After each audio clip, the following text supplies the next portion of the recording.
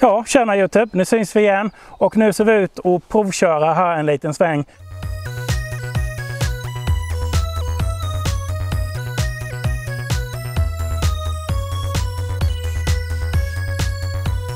Jag kommer inte prata så speciellt jättemycket under turen för att jag har ingen utrustning till det och kan få upp någon mikrofon här, så jag tror inte ni kommer höra vad jag säger, utan ni får njuta av materialet lite, så tar vi en sammanfattning när vi kommer tillbaka.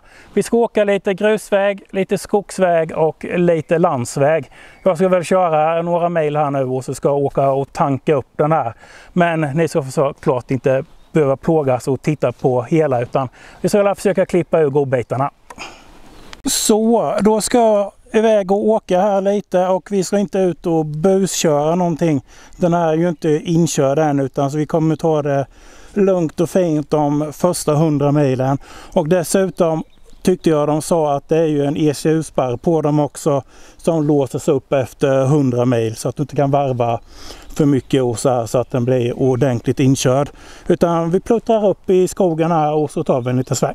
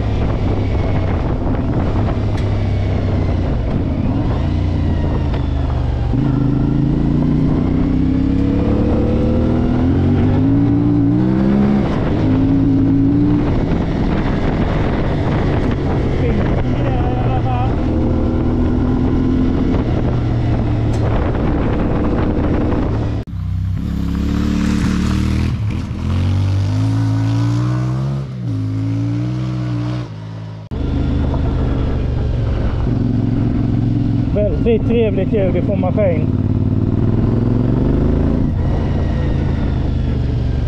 Jag är nere i 30 här på 3an och 2000 varv ungefär, och det finns gott om vrid i botten här.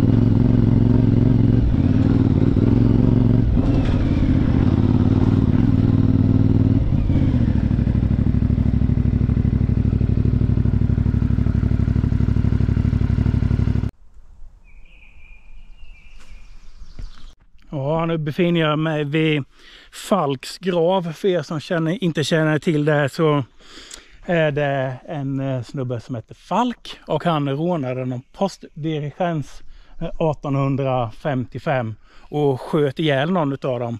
Det finns en hel film om det faktiskt som kan titta på. Den är väldigt bra.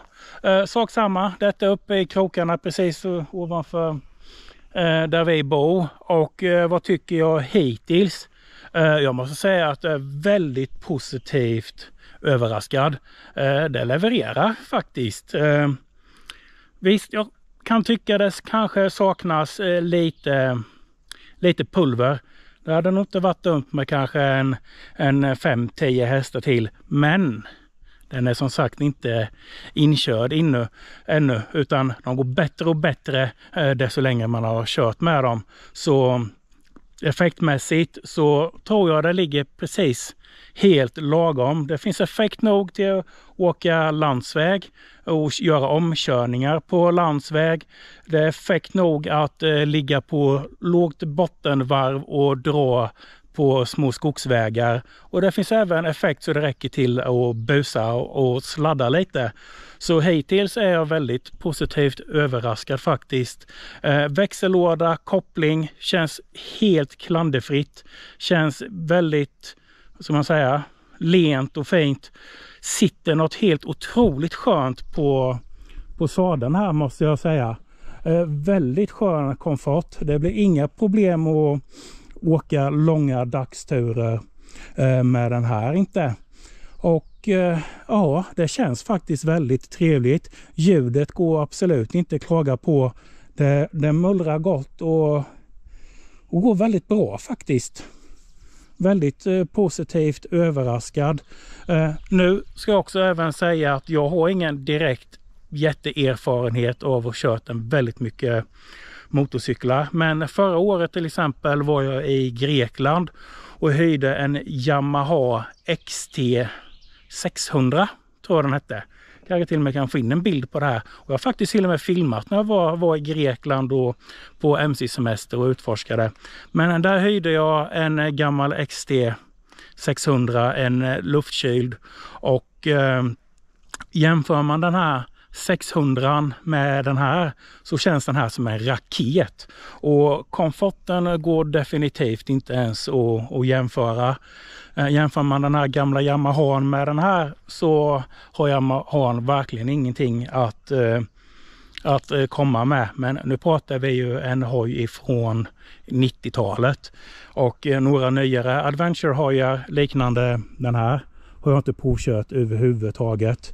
Jag har kört en hel del motocross i mina dagar och kört en del sportmotorcyklar på 1000 kubik och det går ju inte att jämföra, men det känns faktiskt väldigt trevligt det här. Jag känner mig väldigt nöjd än så länge i alla fall. Nu ska jag åka en liten sväng till här så ska vi avrunda den här videon när vi kommit hem igen.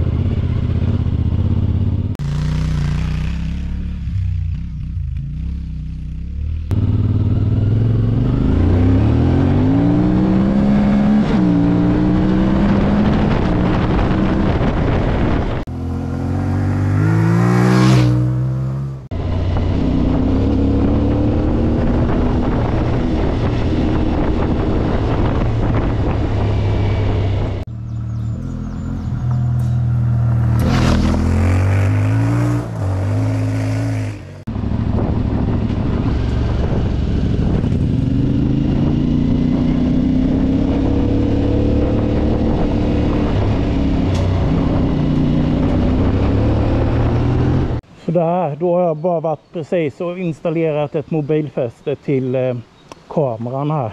Eller till telefonen. Så jag tänkte vi skulle ta och prova på att åka lite stadstrafik och motorväg. Och så hoppas vi att vädret håller i sig här idag.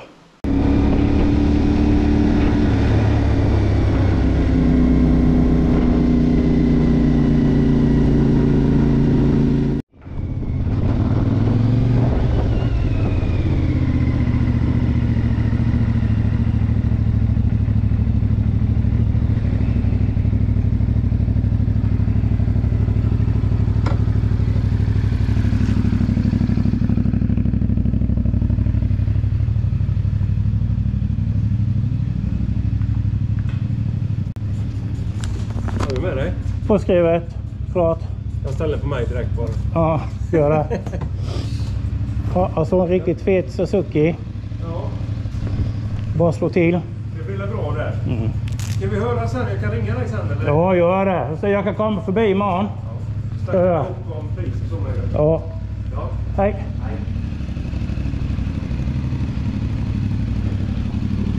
Ja, det är min kompis Kent. Han har K-Cycles här i Habo. Och nu har jag lämnat in min fina Suzuki Katana till försäljning här inne. Så åk och kika på den. Så kan ni göra en jädrigt bra affär. 4 års garanti kvar. 600 mil. 0-200 på 8 sekunder.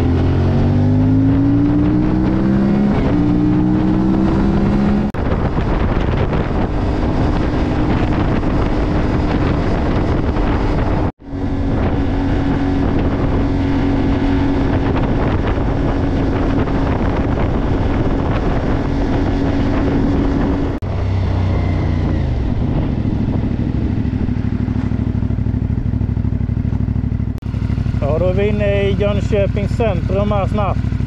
Strax så tar vi en liten runda här inne.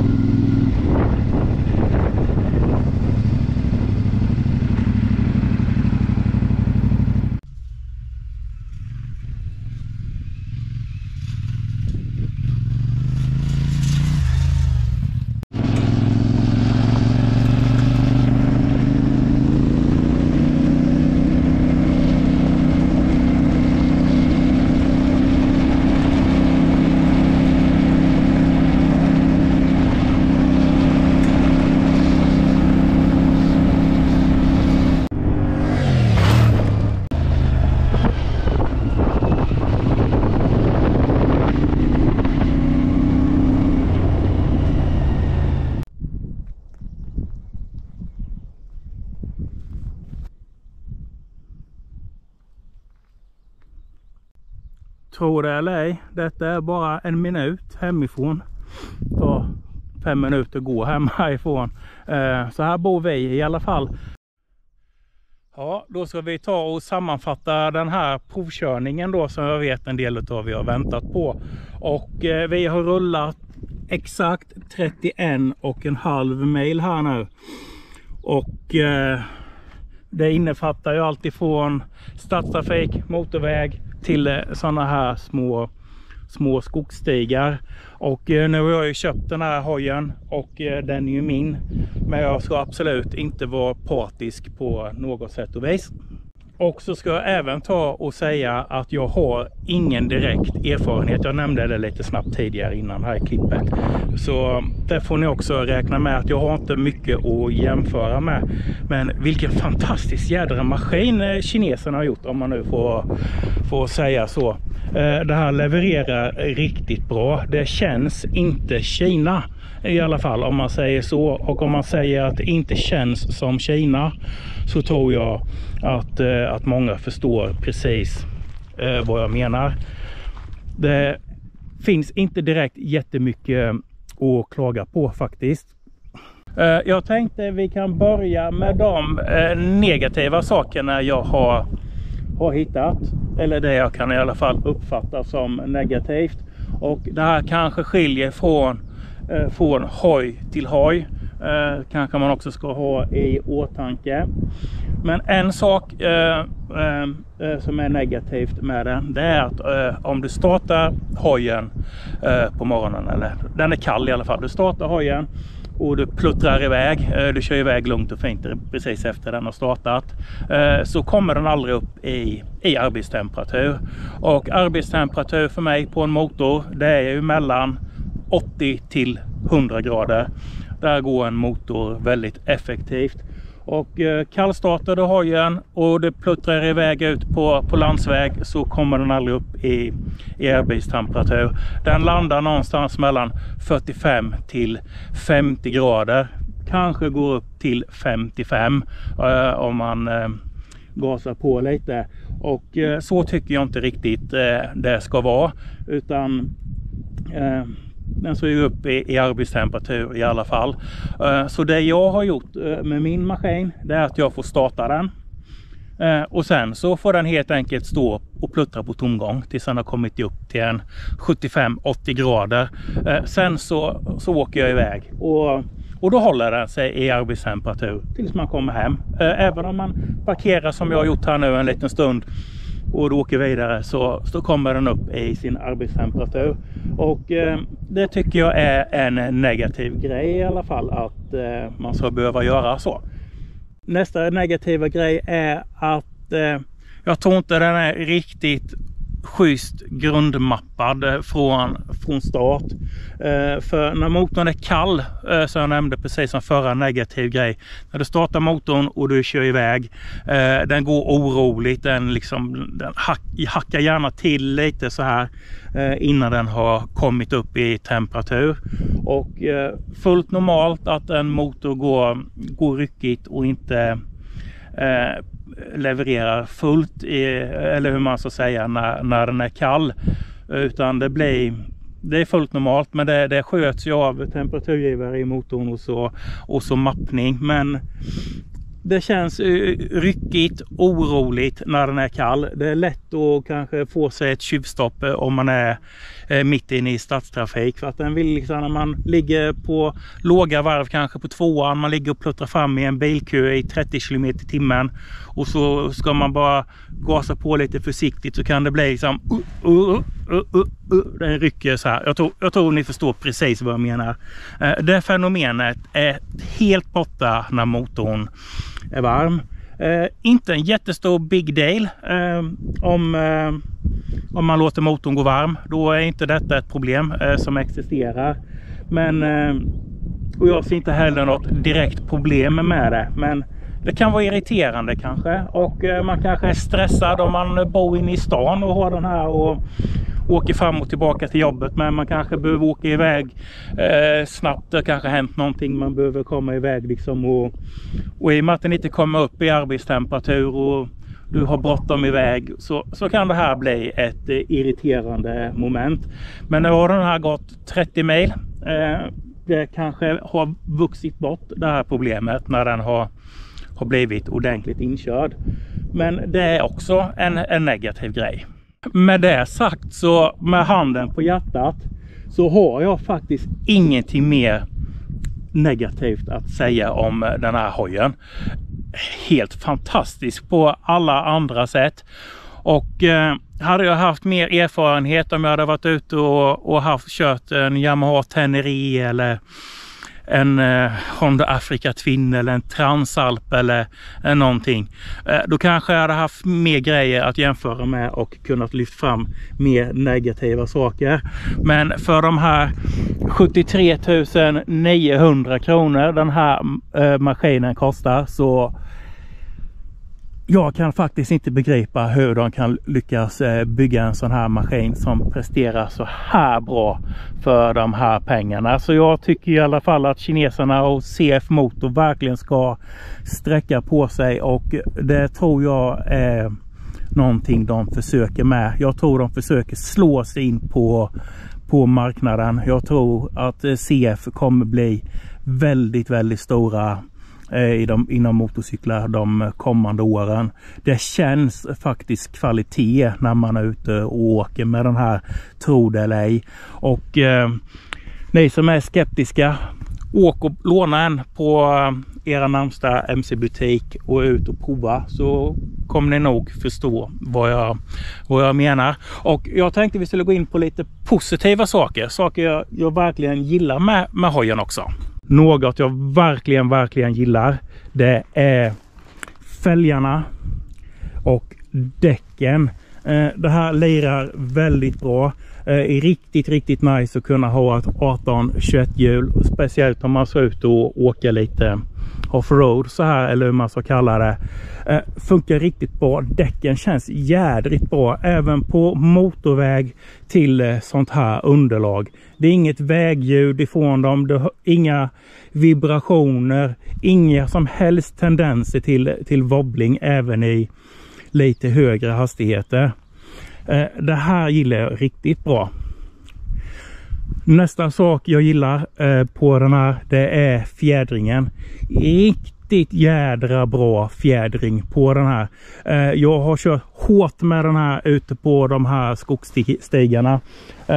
Jag vet inte hur det här kommer uppfattas i videon sen, men jag har piskat på den här ordentligt. Jag har åkt i 70-80 blås nästan på sådana här vägar när det har varit lite raksträcka över rötter och potthål, och inte en gång har det känts obekvämt eller att det har känts som att man har kört över sin förmåga. Nästa grej som jag verkligen gillar, det är faktiskt motorn. Väldigt trevlig motorkaraktär. Riktigt gott drag genom hela registret. Spelar nästan ingen roll vilket varvtal det kommer ifrån, utan effektkurvan känns väldigt jämn. Det är ingen top-peak liksom direkt på effekten, utan man kan dra den från hela registret. Och den startar så himla fint, och vilket bra ljud det är i den här maskinen. Den mullrar på så jävla gott, och det känns som att det är en lite större motor fast det bara är en 450 kubiks. Nästa sak jag har uppskattat på den här, det är de infällbara speglarna och liksom layouten på det här. Man sitter så jädra bra, du har bra uppsikt runt omkring dig. Displayen är extremt tydlig. Det är inga problem att uppfatta vad som händer här när du är ute och kör. Väldigt bra. Något jag också ska ge en liten extra tumme upp för, det är fästet här uppe för att montera GPS eller mobiltelefon, och USB:n här nere. Väldigt smidigt att ha till hands här när man ska ut och åka lite, kunna sätta upp telefonen, dra igång Google Maps och Spotify, och samtidigt kunna ladda. Det här gillar jag riktigt bra. Givetvis går det ju att sätta mobiltelefon på vilken hoj som helst och dra fram en USB, men här sitter det redan från början standard. Det här gillar jag väldigt mycket. Något jag också gillar, det är den stora tanken på 17,5 liter. Jag har tankat den här en gång sedan jag fick den. Och den har gått över 30 mil och jag tror jag har 8 mil kvar i tanken enligt datorn. Så 30 mil kommer man utan några som helst problem på en tank. Men exakt hur långt man kommer, det ska vi ta och kolla i ett avsnitt lite längre fram här. En liten rättelse här. Jag hade hojen väldigt lutad och när jag fick upp den i rätt läge så ungefär 15 mil har jag kvar på den här tanken jag har tankat. Så det här är väldigt lovande. Något jag också gillar med den här, det är den här lilla kontrollpanelen man har här vid. När du är uppkopplad på Bluetooth till enheten här med din telefon så ser du i displayen vem det är som ringer. Du kan svara eller lägga på. Du byter väldigt lätt låt på Spotify om du har sån här Bluetooth headset som jag har i min hjälm. Du byter låt, du höjer och sänker, pausar och stänger av. Allting sköts väldigt enkelt härifrån. Det här tycker jag känns väldigt bra. En positiv sak till som jag faktiskt har använt en hel del, det är kunna stänga av ABS antisladd med ett tumtryck så här. Och det har jag använt väldigt flitigt. Det är väldigt gött att ha när man kommer in på sådana här små sandiga vägar och kunna stänga av den här och kunna glida sig på bakbromsen genom de här små tajta kurvorna i nedförsbackarna så här, och även kunna sladda sig ur kurvorna och på så sätt få en lite roligare körupplevelse. Så den här knappen, den gillar jag. Ja, nu har jag bytt plats. Det blev lite varmt uppe på kullen där. Jag vet inte riktigt var jag var någonstans. Stackars min fru som ska redigera det här sen. Jag tänkte växellådan sa jag ingenting om och jag har ingenting att säga om den heller förutom att den känns väldigt bra. Inga som helst problem att få i växlarna om du ska göra någon snabb nedväxling eller om du ska gå från 3 till 1 på en skogsväg så här. Inga som helst problem med det. Kopplingen känns också helt fantastiskt bra. Liksom den är så lätt att manövrera, det är det som känns bra med den. Och det är ju en manuell koppling med slirkoppling, eller om man ska säga. Det är väldigt, sitter på nästan alla nya motorcyklar. Min Suzuki Katana har också en slirkoppling.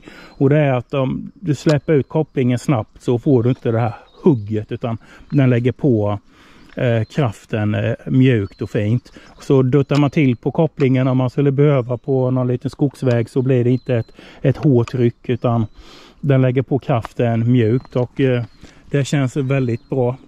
Och effektmässigt så ska jag säga att den ligger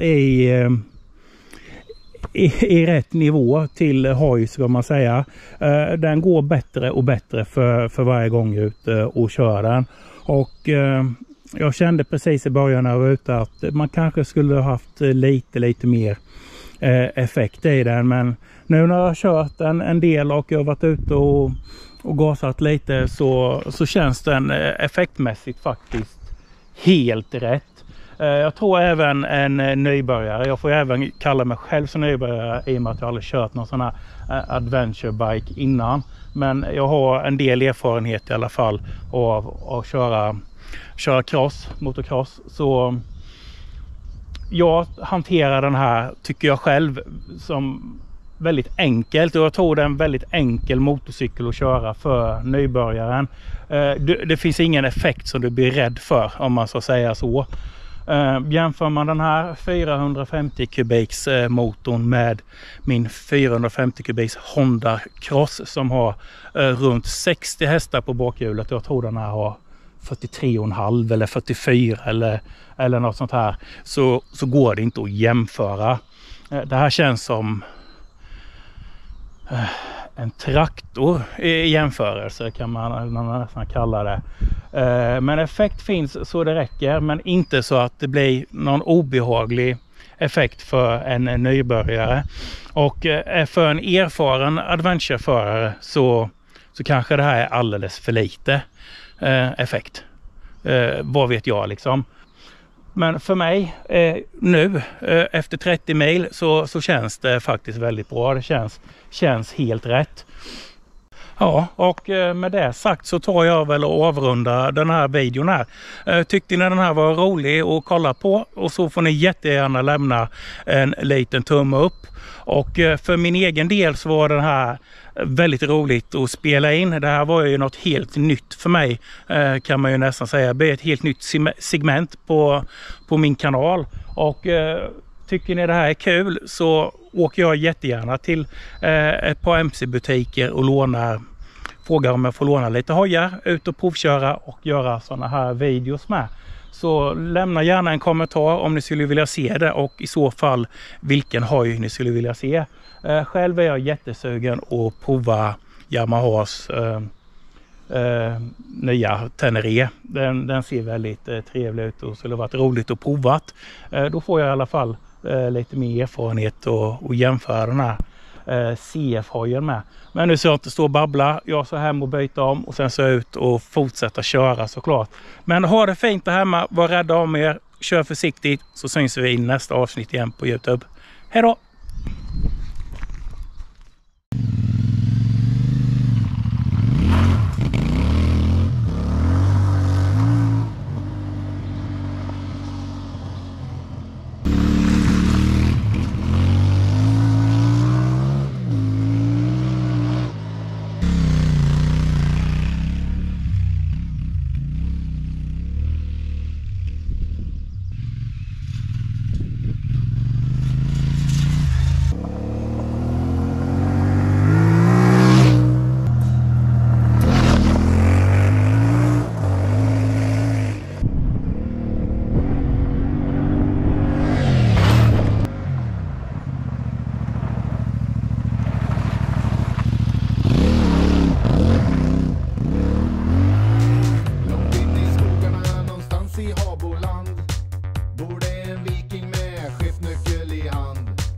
Vi följer med